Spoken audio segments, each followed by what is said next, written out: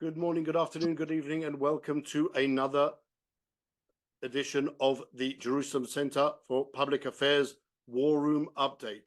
We are now over 225 days into the war.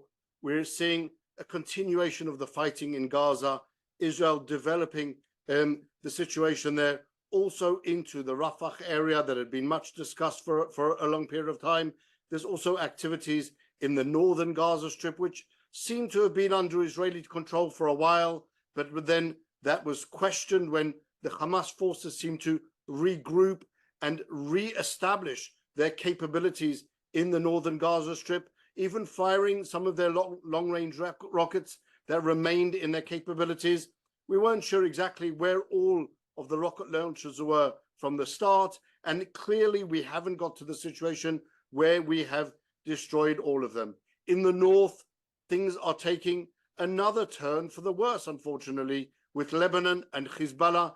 It would appear that Hezbollah is emboldened by everything that it's seeing going on in the Middle East at the moment, and is really increasing its strikes constantly on Israel. It appears to be focusing to a great extent on Israel's visual intelligence capabilities, attacking a balloon which was used to give visual intelligence over the fence, over the border, and other really strategic assets that Israel had in place in order to give that early warning of what's going on.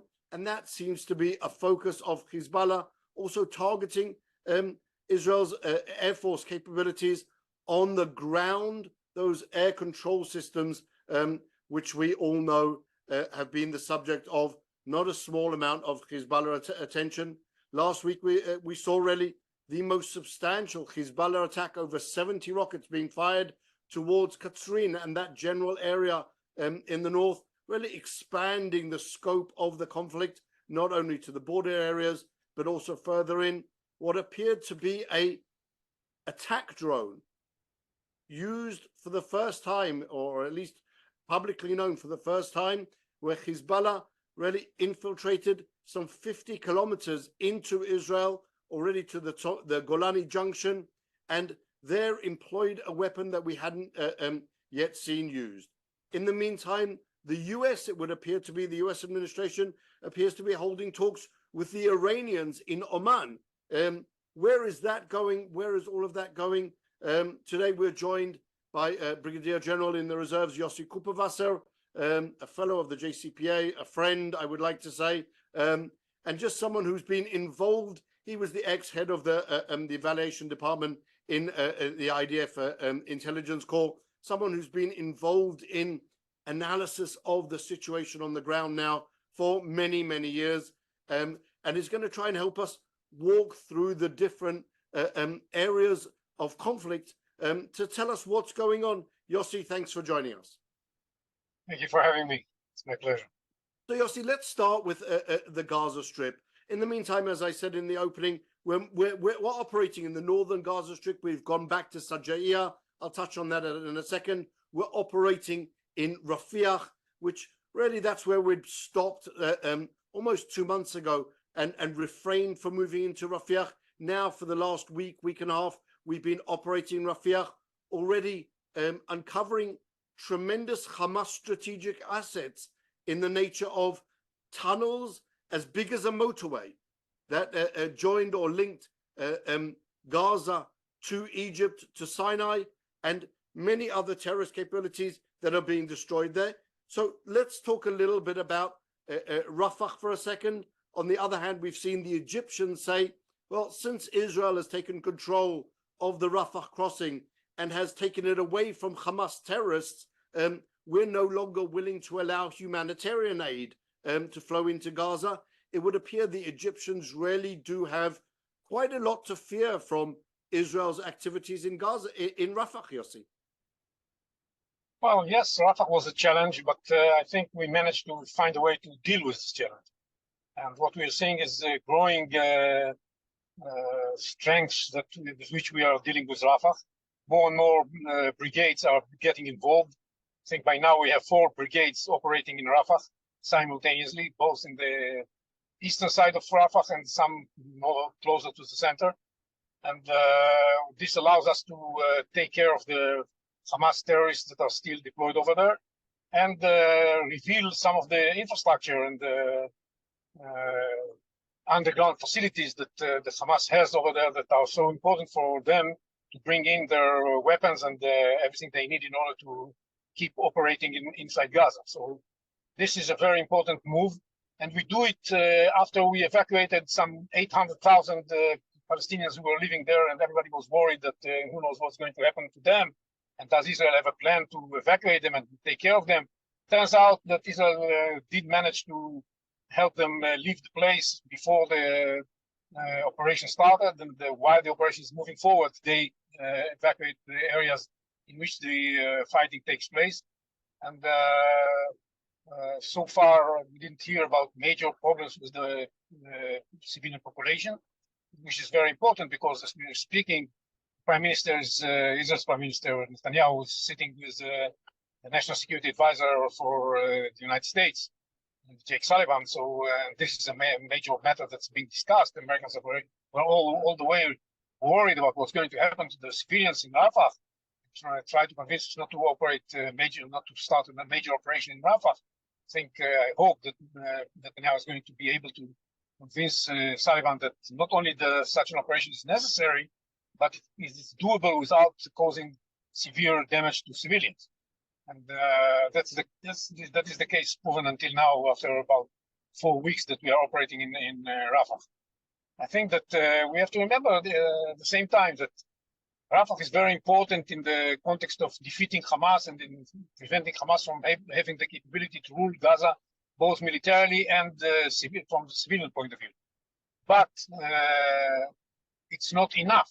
We cannot just take Rafah. We have to, at the same time, operate elsewhere and make sure that we are in control of the entire territory at the same time, so that we shall not be affected by the balloon effect, that when Hamas is defeated in one place, they move their forces to another place. And we shall have to operate simultaneously in all places. We are now operating in the south and in the north. We maintain presence in the center, but Khan Yunis, for example, is empty of Israeli presence, and certain parts of the northern Gaza Strip are empty. We do not have any presence over there. For a short while, we should be present everywhere, so that to convince everybody that we are in control of Gaza, and Hamas lost the war. The way we've been fighting until now was maybe making some sense in the way to overtaking taking over the strip. But now that we are close to taking it and finishing the job, we should be for some time in control of the entire territory.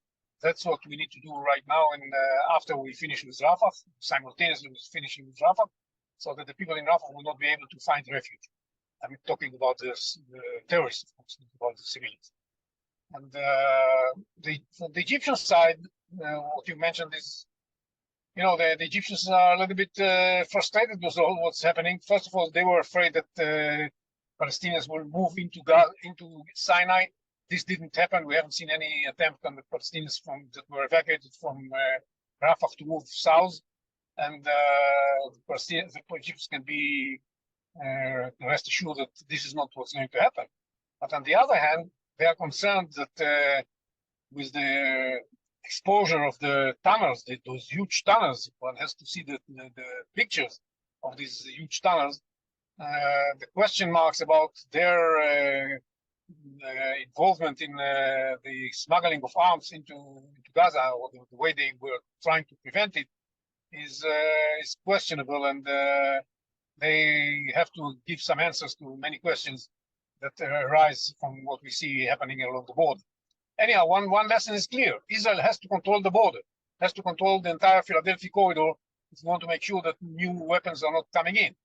Because the way things were going until now, not enough was being done by the Egyptians to prevent it.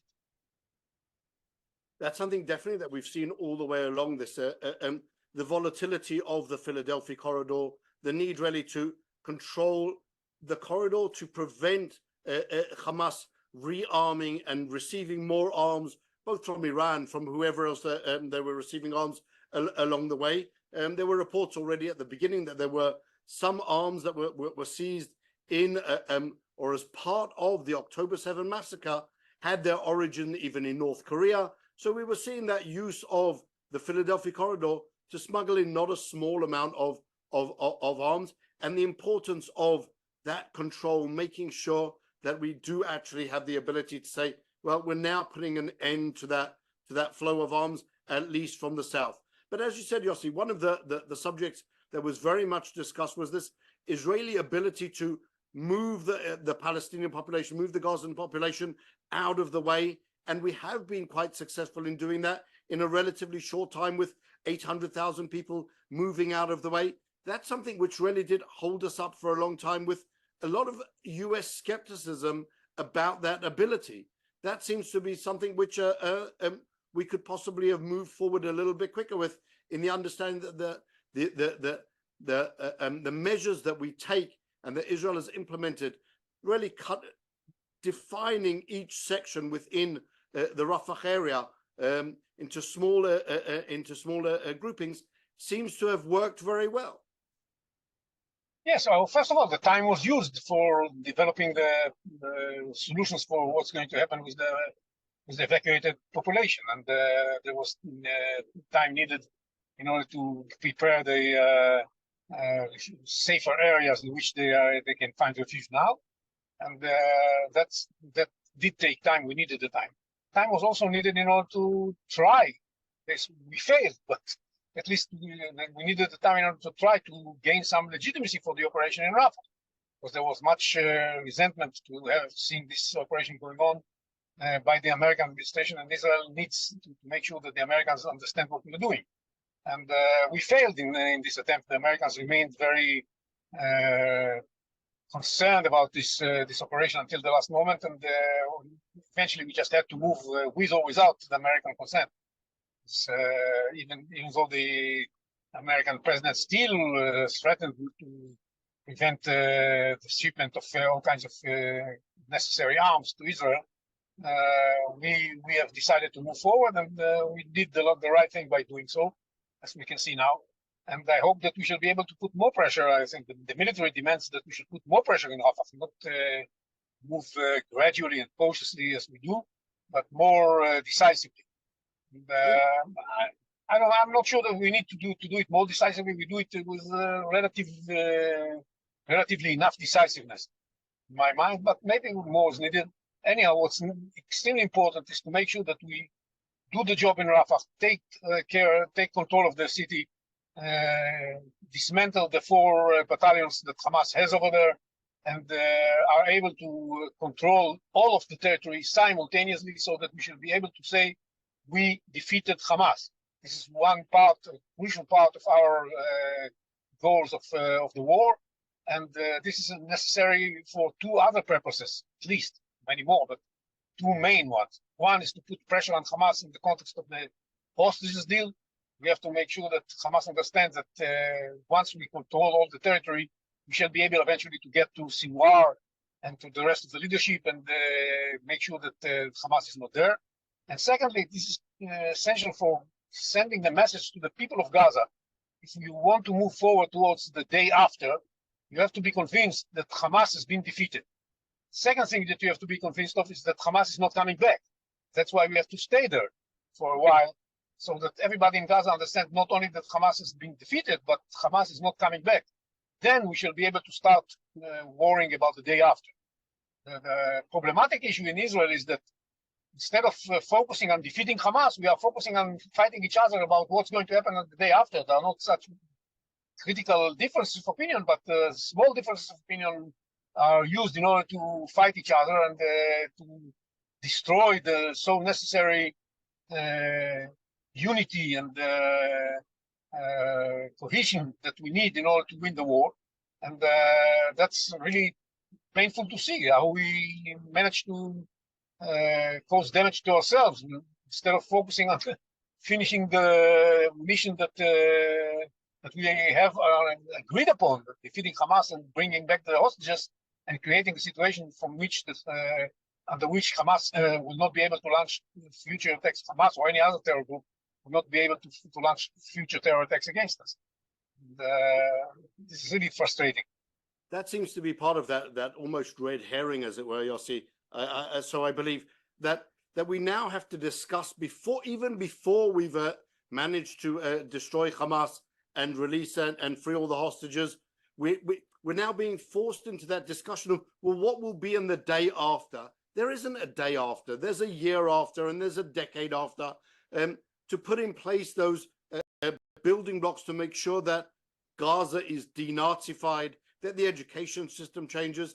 There is a lot to do, and I agree with you 100% that it's a shame that the discussions going on, at least amongst the political echelons, both in Israel and Israel outward, are focusing on, well, what's going to be the next day with the Palestinians? Will they get a state, yes or no? Should that be the prize for the Palestinians? October 7 massacre equals a Palestinian state. I think those discussions are all premature before we've managed to really destroy Hamas and all of its governance capabilities and most of its foot soldiers on the ground as well, to make sure that we can get to that situation of the day after, because otherwise we'll just be stuck in that same situation.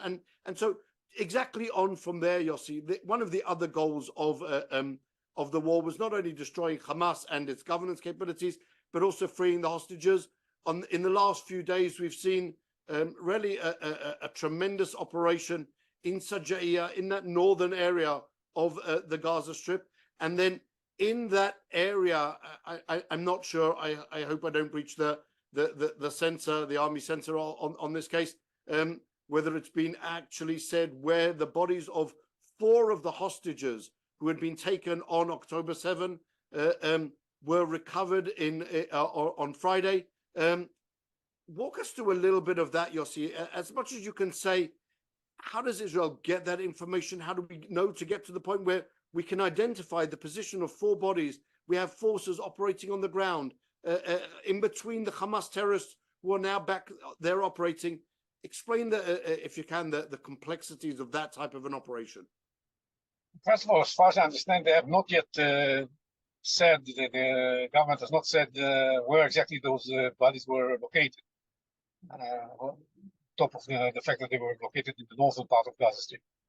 Yeah, I think that's exactly it. I think that what we see is the fruit of an ongoing huge effort to collect information about the whereabouts and the fate of the hostages. And the friction with the people on the ground, the Palestinians on the ground, is a main tool for gathering the information necessary for that, because it's very difficult to get this information from other sources. These people don't speak about it on the phone, and they don't show us openly where they are keeping the hostages. So there's a big need for human intelligence or interrogation of people who are captives and were caught during the war, that know something about the whereabouts of those hostages, and collecting information on the ground. And the more time we spend there, and the deeper our friction with the ground, with the people on the ground is going, the greater are the chances that we should have information that's necessary. Now, I guess, I want to believe that we do know more than what we have exposed so far by retrieving those bodies. It's major target of the intelligence, and I guess they have more. But the problem is that even if we have more information, and some of the cases, especially those who are still alive, even if you have information, you are not going to take action based on this information, because we are fearful that we should cause damage to the people that are taken hostage. And this makes the operation based on this intelligence very problematic. That said, at least it helps us, I hope, to make sure that we don't attack places where we believe that the hostages are present. And by that, refrain from damaging and causing harm to those hostages that are still alive. That's something we have to remember. One thing is clear. the number of people that are still alive might be less than what we want to believe it is.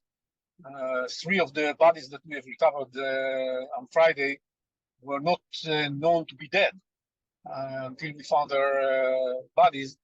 And this is very saddening and very frustrating. And they were not killed during the war, they were killed on October 7th, right, on the first day. So this is very frustrating that some of the hostages may be were probably murdered by the Hamas early on. We just don't know, and the Hamas, of course, plays with the feeling of the families, and feelings of the entire Israeli population in a very horrific manner, I think keeping the details about the fate of their loved ones.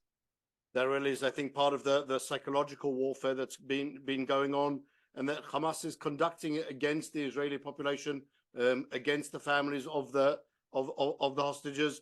We saw the video released just before Pesach of Hirsch Goldberg Polin talking, being forced, obviously put in front of the camera by his captors, and then mentioning as part of the text that already over 70 of the hostages have been killed, as his Hamas captors forced him to say, by the Israeli bombings. We know obviously that that's part of the propaganda, but it seemed to be somewhat of a message, albeit a subliminal one, that whilst we were of the opinion that only 30 of the hostages had been killed, suddenly Hamas was trying to tell us that not only 30, that it appears to be over 70 that have been killed, and we don't even have a clear number, and so that's part of this, really, this great psychological warfare that Hamas is really playing with Israel in the most vicious manner. Yossi, can we go a little bit to the north? What's going on with Lebanon? Why is it that Hezbollah is now really ratcheting up its attacks on Israel? Are we looking to see another October 7-like event there? They appear to be doing all of the same moves of preparations, taking out visual intelligence sites, trying to create this idea of chaos along the whole border.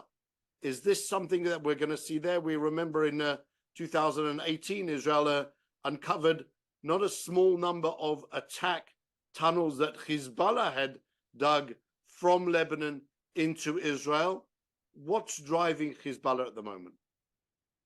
Well, I think what's driving Hezbollah in the moment, first and foremost, is an Iranian order and its own decision to increase the level of the attacks in order to make it more difficult for Israel to move forward with Rafah. They were threatening that Israel should not enter Rafah and so on and so forth, and if it does, it's going to pay a heavy price. And here they're charging the price. They are charging the price for Israel's entering Rafah. Ever since Israel started its attack on Rafah, they have escalated their operations. But they still do that along the same logic that we can escalate, but control the level of escalation so that we should not lose control. And that's what they are trying to do. The outcome is that we see them using more weaponry. We see them using more precise weaponry. We see them using longer range weaponry, and amongst other things that they do, they try to hurt Israel's early warning systems and observation systems. And the point is that an observation system must always have to be exposed, otherwise it cannot observe, and that makes them more vulnerable. And the Hezbollah takes advantage of that situation. I think that the solution to that is not to change the order of priorities. We should focus on Gaza nevertheless. We should finish the job in Gaza and make it clear to everybody that Hamas has lost the war in Gaza, this would send the best message to Hezbollah that they should reconsider and reassess their situation, because next they are going to be the next target, and that's what we have to deliver. This is the message we have to deliver to Hezbollah, not run and now avoid dealing with Gaza in order to deal with Hezbollah. This is the wrong decision to take. And I hope that the government, I know that there are all kinds of new voices saying, let's go to the north. But I think doing it right now, it's a mistake. We have to finish up with Gaza and then move to the north. And then I believe that it will be easier to get Hezbollah's acquiescence to some sort of an arrangement that will bring some more stability or reasonable stability to the border, and would enable us to send back the people who live in the along the northern border to their homes. If not, we shall be able to move to the next stage and attack Hezbollah in order to force them to move forward, to move northwards. But if we can avoid that, it's better. That's where we stand right now, and we should remain focused. So this, you see, is really a response to Israel operating in Rafah. Had Israel not gone into Rafah, do you believe that they wouldn't have escalated the situation? Do you think that there really is that connection there? Hezbollah was, I think that the initial understanding was that Yahya Sinwar, that Hamas was looking to more support from Hezbollah at the start of the war, and it would appear that Hezbollah is just content with having, albeit an ever escalating, but just a war of attrition, constantly attacking and Israel, but never getting to that stage where there's that full-on attack as as Hamas possibly would have liked. Is that because Hezbollah is worried about the consequences in Lebanon, or is it something that the Iranians are now holding them back from? No, I think Hezbollah understands that Israel's calculation. They understand that they can escalate to a certain level, but not cross a certain bar that would cause wholesale, wide-scale war. And they understand their vulnerabilities, and if we go that far. So understanding the way of thinking of Israel, they understand that they can escalate gradually, carefully, cautiously, and make sure that we don't run out of control. That's their assessment. They do it because of Rafah. Of course, by the way, what happens is that once they do that, Israel escalates too. Israel is killing now every day 2 or 3 Hezbollah main figures. It's targeted killings of Hezbollah leaders is going on, operational leaders. Is going on a daily basis now, every day 1 or 2 or 3, and including people that are well known to the leadership, now, not rank and file. They are the leaders of Hezbollah. That's a painful message to Nasrallah, and he responds. And of course, it began with Rafah, but now it's way beyond Rafah. And, we see that this is something from above, because simultaneously it happens with the Iraqi militias. The Iraqi militias have intensified their attacks, and yes, we managed to foil all of them. So people don't pay attention to that, but in effect,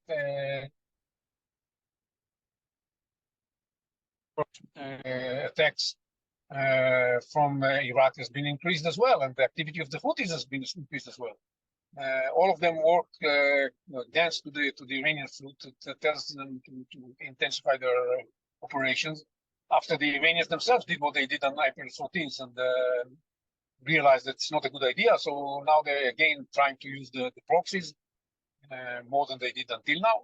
And the Rafah situation is an excuse for that. It's both an excuse and a reason for that. That's what we are experiencing right now. But I believe that still Hezbollah prefers not to end up with a wide-scale confrontation. That is, they're trying to avoid it. Whether they're going to be successful or not is depending on the results of those attacks. If they unfortunately will hit a very sensitive target and cause a lot of damage, then the situation may go out of control. So it seems that for Hezbollah, apart from losing their people, which they don't really care about anyway, it seems No, they care about very much. No, Maurice, this is not true. They care about very much about their people, definitely about the leaders, military leaders they have that are dying every day by in the numbers. So it's not something but it that doesn't seem to be deterring them, Yossi. You're seeing these people. It's not deterring them because they're not going to. Killed. They're not going to declare defeat. It's something that they cannot afford. But there's no reason for that. It's not the price they're paying doesn't justify that. But they pay a heavy price, and it's painful for them. Don't Hussein Maki and others are well-known people in Hezbollah. The comment was rather focused on the fact that it doesn't seem to be having a tremendous effect on them. The opposite. They're seeing these senior members of Hezbollah being attacked, being targeted, and instead of taking the message as a deterrent, they're going in the opposite direction. They're escalating the situation more and more. Now, they cannot afford this. They cannot afford being defeated, giving up the war and stopping it before the war in Gaza is coming to an end. That's not something you can expect from Hezbollah. Pride is something very important for them, and this is going to be shameful if they stop the war too early and leave Hamas alone. So it's I don't think this is in the cards. But at least they will know that the price is heavy. It's not only people, we also target very sensitive and important targets, including people in the Bekaa Valley and in the area of Baalbek and everywhere in southern Lebanon. This is painful. These are painful attacks and costly attacks for Hezbollah. They would not force it to stop operating, and they still have a lot of weapons at their disposal, both rockets and unmanned air vehicles and other equipment that they can use, anti-tank missiles that they use in order to hit standing targets. They still have the capabilities, and they're not going to lose it. But they have like 150,000 rockets. Let's say that they've used something like 7,000. It's nothing. They still have plenty of them. And so it's not going to come to an end anytime soon. They can still fight. They pay a heavy price. They know that, and in a way, it makes them feel better because this proves that they have really sacrificed something for Hamas. So Hamas cannot complain. Look at what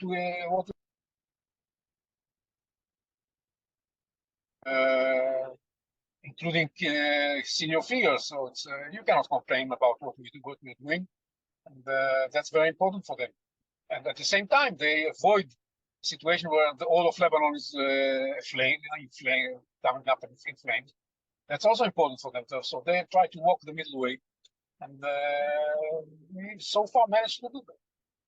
It seems that they keep on pushing the boundaries. For every Israeli response, there's a wider Hezbollah response, and whilst they don't see possibly paying really a tremendous price for the wider Lebanese population, there have been no attacks, to the best of my knowledge, in Beirut targeting the Hezbollah assets there.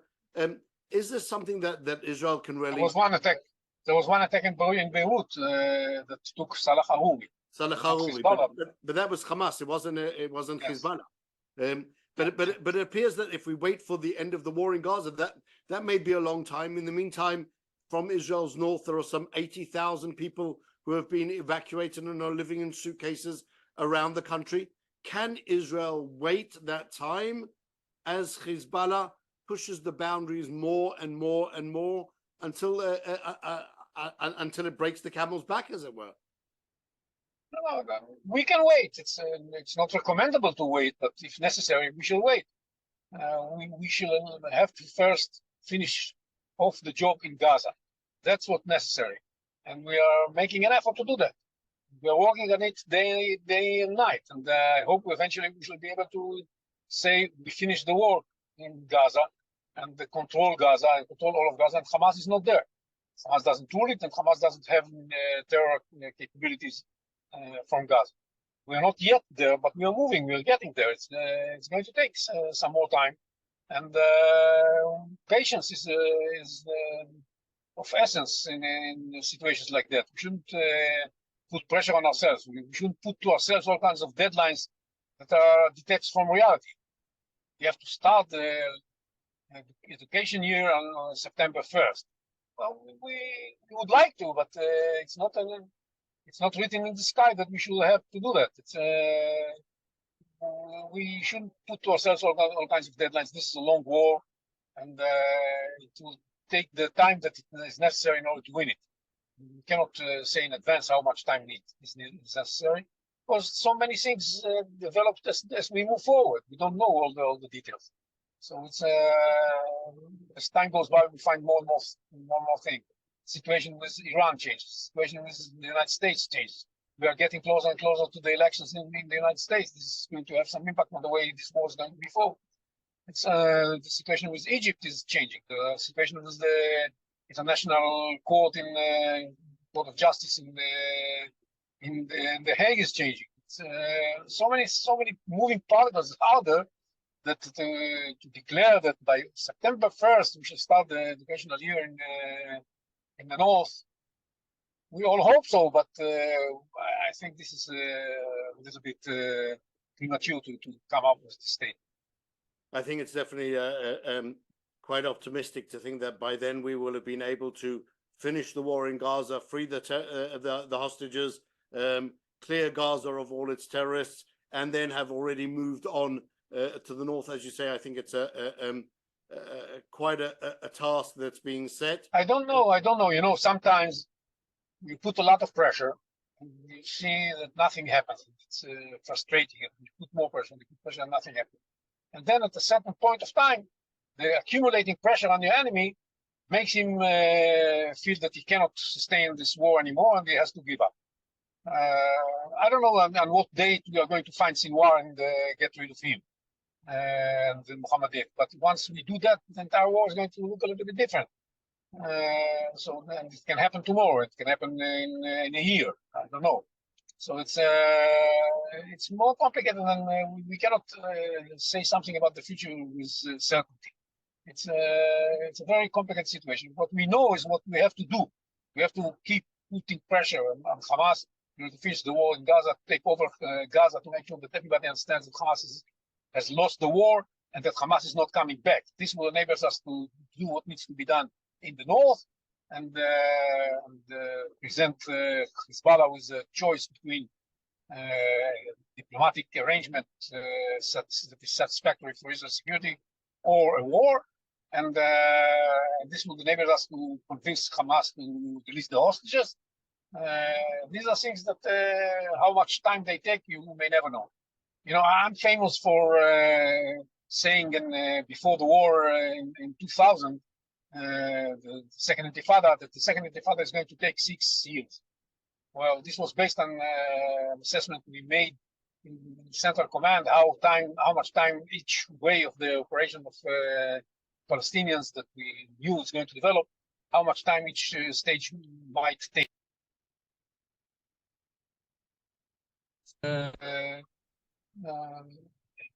By chance, it was true, but it's very difficult to. I'm saying it about myself. I can't use this assessment, but I can't feel how much time it's going to take before we find the Sinwar. I don't know. I don't know how much time it's going to take before we convince Sinwar that in order to save his soul, he would rather give up the hostages.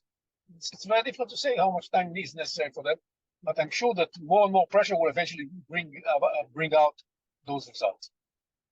So Yossi, just taking let's hope that some of the analysis that I think people who have a good background in both what's going on the Palestinian side and on our side, and are capable to put together the political picture together with the military picture, are capable of not foreseeing, but at least coming up with an idea of what's going on. Your paper from June, July last year, calling for a decisive action against Hamas and not to wait for the 7th of October.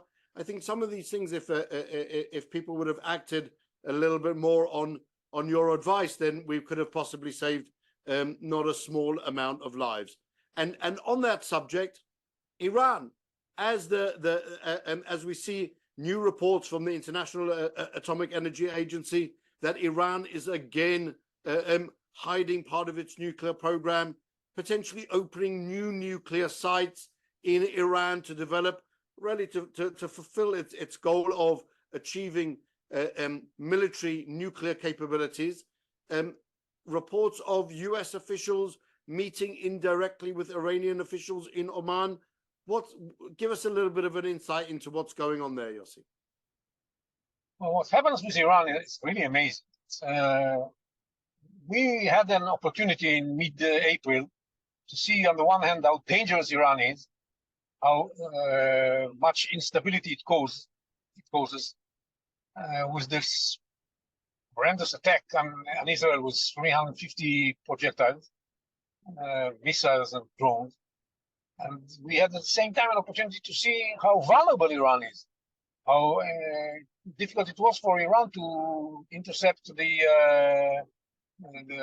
response attack probably carried out by Israel. I don't think that there was any other candidate to do that. And we also saw its vulnerability because they were not able, with all those 350 projectiles, to cause any damage in Israel. So we were seeing a very unique situation where Iran is both dangerous and vulnerable.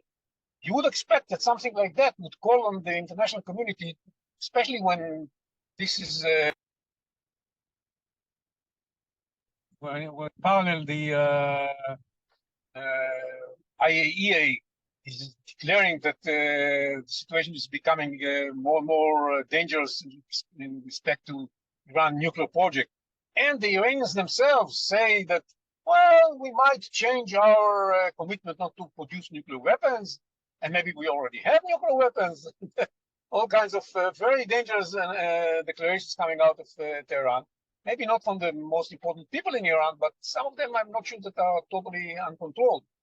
And all of that's happening, and you would expect that this would, as Grossi, I must say, the Director General of IAEA was expecting to see something coming out from the international community supporting him in his effort to get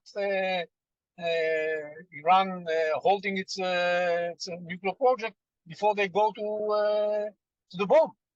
And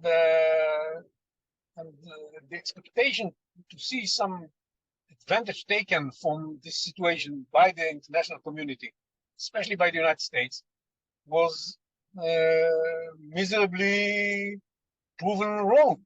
It's, instead of that, what the Americans were doing is trying to speak with the Iranians and ask them to behave themselves. This is, in my mind, seen in Tehran as a sign of weakness, and makes them even more ready to consider moving forward toward the nuclear weapon, because what was proven is that they are weak and vulnerable. So one of the ways to overcome this weakness, especially in a time when the West continues to be weak on its side, is to move forward fast towards having a nuclear weapon. That would guarantee that nobody would play around with Iran. And we are in a very dangerous situation, and we are not seeing any Western leadership on preventing Iran from moving in this direction. Just on the contrary. I'm sure that what the Americans were trying to convince Iran to do is not to go in this direction. And I'm sure that they delivered very concrete threats. But whether those threats were taken seriously by the Iranian regime, I'm doubtful. Because I'm not sure that this, if this was accompanied by something public, I would say, okay, maybe they consider it severe. But as long as it's not the case, I don't think. And remembering that the West is not employing any sanctions against Iran, you know, this funny thing that they have added to the sanction list all kinds of people who are involved in the ballistic missile projects in Iran. Come on, these guys don't have bank accounts in the UK or in the US. It's very painful sanctions. Come on, the real sanctions are not employed, and this is the situation. So I'm not sure that the Iranians are going to take very seriously the concerns that were raised before them in the conversations that were held in Man or elsewhere. That's a very problematic situation. Yeah, it would seem, Yossi, that the Iranians are completely emboldened by the fact that on the 14th of April, they were able to shoot and fire and launch 350 rockets and missiles and projectiles against Israel, ballistic missiles, cruise missiles, and really quite an extensive arsenal. Okay, I don't think they feel emboldened because they understand that they didn't manage to get the results they wanted. They wanted to hit some targets in Israel.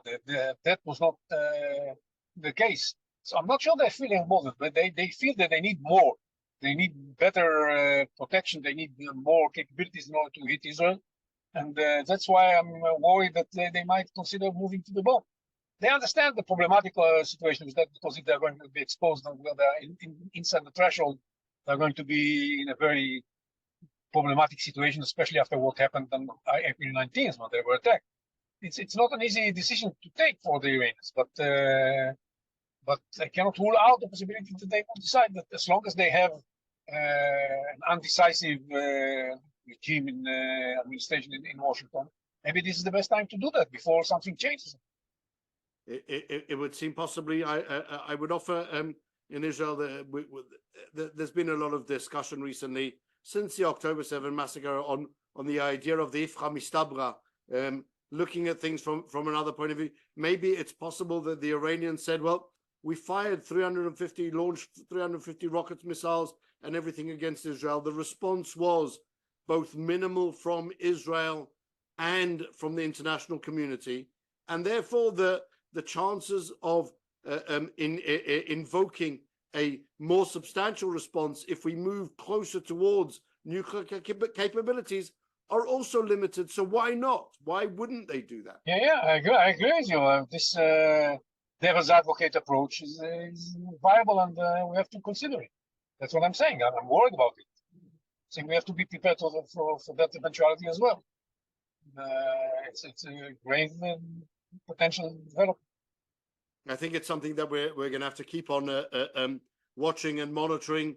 In the meantime, Yossi, unfortunately, our time has come to an end. And so I thank you really tremendously for your insights.